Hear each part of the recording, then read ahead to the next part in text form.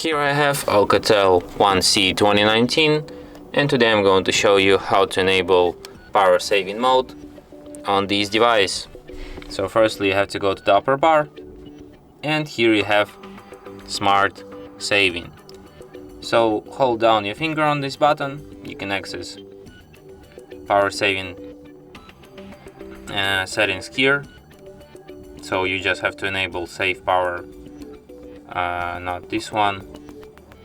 Choose battery saver, select low power mode, and that's how you can enable power saving mode. You can also have some other settings for this mode. You can like save power when battery is low.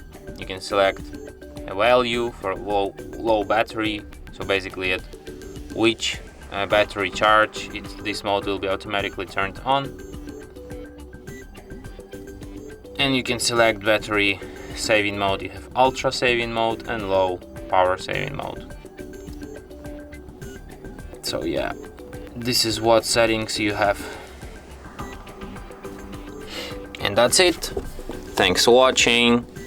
If you find this tutorial useful, don't forget to hit that like button and subscribe to our channel.